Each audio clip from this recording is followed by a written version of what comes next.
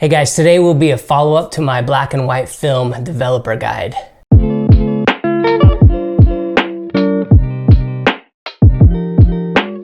6 months ago, in partnership with KEH, I tested 10 different black and white developers on 4 different film stocks using the same scene to compare the differences between those developers. My goal there was to help myself as well as younger film shooters to be able to navigate all the potentially confusing and overwhelming options that are available to you when it comes to chemistry. And that was so fun, and I'd like to think super instructional for a lot of photographers, but I hadn't thought it through because when I was finished, I had a lot of black and white chemistry, most of which with an expiration date far earlier than what my black and white film shooting velocity would warrant. So since I didn't want to let all that liquid goodness go to waste, I decided to up my black and white film shooting velocity, and 6 months later, I've gone through everything that had a short expiration date. All I have left is some Xtol because that comes in bulk, and my HC110 and Rodinal Ilford HC because those developers last forever. But in getting through all that chemistry, I found that the exercise was insightful on another level. Where my first test was more clinical and, dare I say, scientific, this felt a little bit more like a field test. So over the summer, we had a lot of fun. We went on a lot of adventures.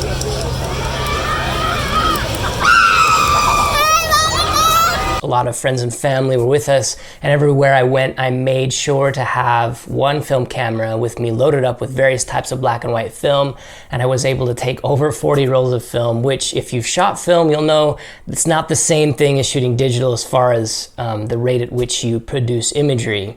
That was a lot of work to produce that many frames, but it was great, and KEH hasn't asked me to do this, but I do want to thank them again for helping me purchase all that chemistry because man, it was just a rewarding experience to use all of that. But that's enough preamble. I just want to take you through some of the photography I was able to capture and tell you what I learned about the various combinations of black and white film and chemistry. So let's get into some of those learnings. The first developer I want to talk about is Cinestill DF96, which you'll recall is a monobath solution. In my previous video, I mentioned a few things I don't like about it, but after diving even deeper, I have more to complain about here. The first thing is that this developer is really prone to streaking. With one of my rolls I forgot to continuously agitate, and I paid for it with the streaking you see that lines up here with the sprocket holes. I do feel like Cinestill DF96 is a good developer for 400 speed cubic grain films like Tri-X and Fomapan.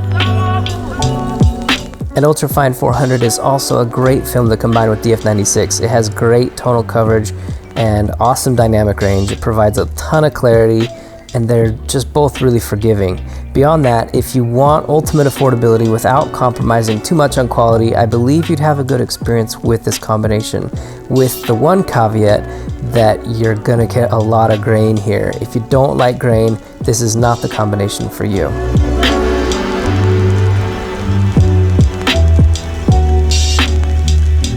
Comparing Ultrafine 400 and Tmax developer, for instance, the grain is a lot more under control. However, that will be a more expensive and time-consuming option for you, especially if you consider that you don't need fixer with DF96, but you will with Tmax. And speaking of Tmax, I developed a roll of Rolei Retro S in Tmax as well, and I think that's a pretty good combo overall. But one thing I don't like about Rolei Retro S that I realized from these photos, and then I looked elsewhere as well and noticed it is a common pattern, is that it tends to crush the pupils, the irises. Everything looks really dark and it's pretty creepy.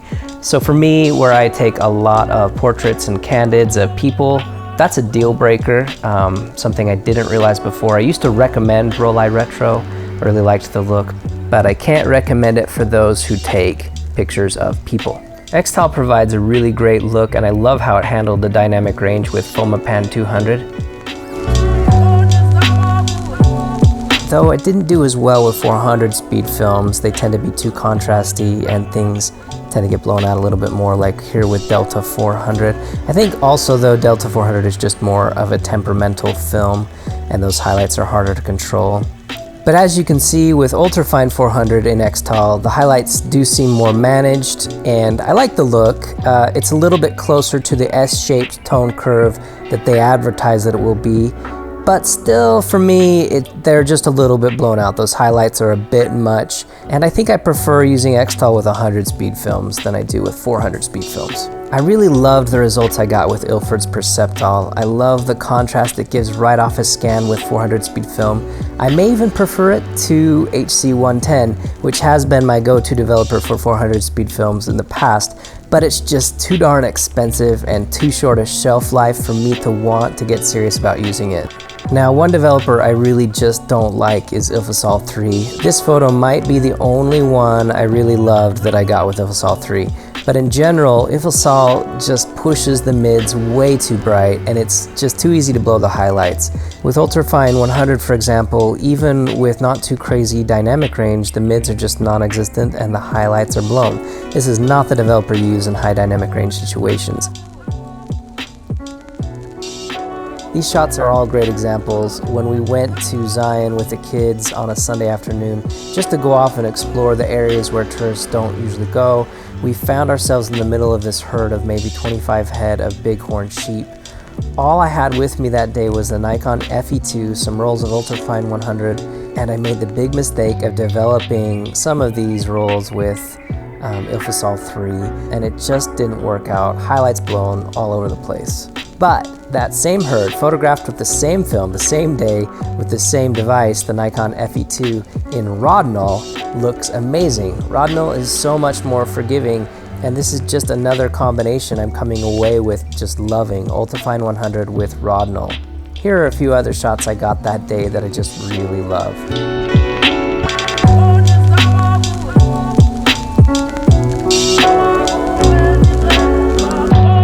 I did have a lot of fun with DDX, both pushing it and developing it at standard box speeds.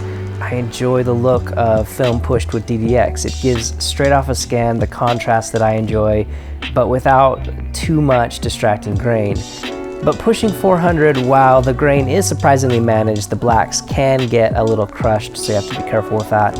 But with Ultrafine, I felt like the grain got out of control. It almost looks fuzzy, and I'm not sure why, but I saw those highlights get blown out way more than I did with other films on DDX.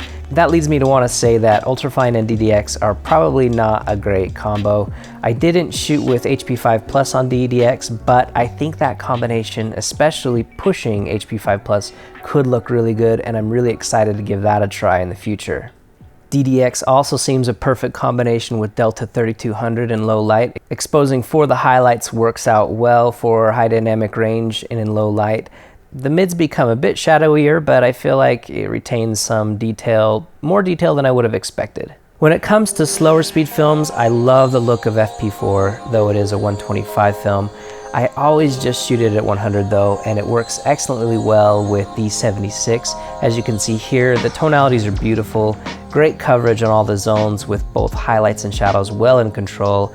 Though I probably would pull those darks all the way down to be black in post. These are straight off the development and scan and don't have the contrast I would like, but having all that detail is very nice.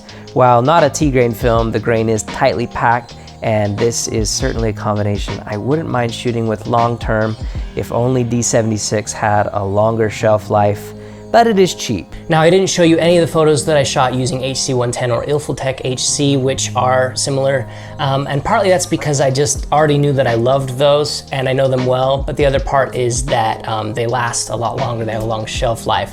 So that's why I didn't show any of those, but rest assured, I love HC110. I recommend it to most beginner photographers as a great way to start because it's so flexible, forgiving, provides a great look. But what I learned from this experience is, I guess I came away with 2 additional films that I would add, developers that I would add to what I use. One being Rodinal, which I really love how it looks with FP4 and Delta 100. And Ultrafine 100. So for when I need a slower speed film, I think I like the look of Rodinal. I'll stick with HC chemistry for 400 speed films.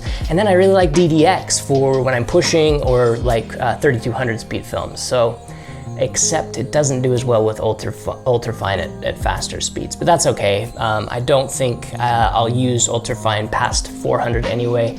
I like the way that Acros looks pushed. Glad that's coming back. I also like the way that Ilford HP5 looks pushed. That's the only time I like using HP5 is pushing it to 800 or 1200. for 3200, we'll use Delta 3200. So that's a little bit of what I like to use, what I'm gonna use going forward as far as film and chemistry combinations. But before I end today's video, I do want to share a few last tips or reminders that I was reminded of during this experience and I think are worth sharing for newer photographers, film photographers, along with some photo examples. A piece of advice: if you plan to shoot a ton of film at once and not just 1 or 2 rolls here or there, develop a workflow so you don't make silly mistakes like I did here and expose the same roll of film twice. Of course, that can be fun if you want to do it and provide some artistic shots, but when you weren't planning on it, it can be super disappointing later. Another life lesson for you: the more manual the camera, the more mistakes you will make. Maybe that's obvious, but I think a lot of beginning film shooters are drawn in by the romanticism of a fully manual rangefinder, but it should come as no surprise that my most consistent photos came from the time I was borrowing the EOS 1.5 from KEH.com. Another mistake, and this goes back to workflow, I still too often forget to change the ISO setting on cameras equipped with light meters.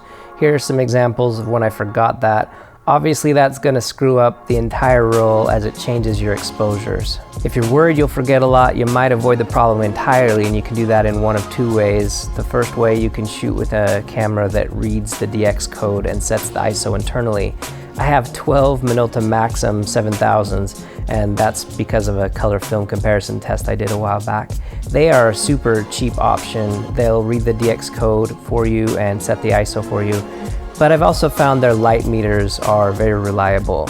Or if you have the budget, you could go big with something professional like the Canon EOS 1.5. But the second way to avoid messing up a whole roll with the wrong ISO is by shooting with a camera that is fully manual, so that you have to think about exposure. You'll probably mess up other things, and you certainly will mess up a shot here and there, but at least you might only blow the occasional shot rather than the whole roll when you forget to adjust the shutter or aperture, because you'll be aware of what ISO you're shooting with. Here are some examples using my Leica M3, which is fully manual exposure. Or here with my little tiny Rollei 35, which is actually super hard to shoot with and really makes you think, but it will reward you with excellent shots when you get it right. So those are just a few pointers. The main thing is though, just to have fun and not take yourself too seriously. I think film helps that to happen. That's it guys, I hope you found this instructional or entertaining or a sleep aid. But until next time, remember, kindness before cameras. Also, long live film. We'll talk to you again real soon.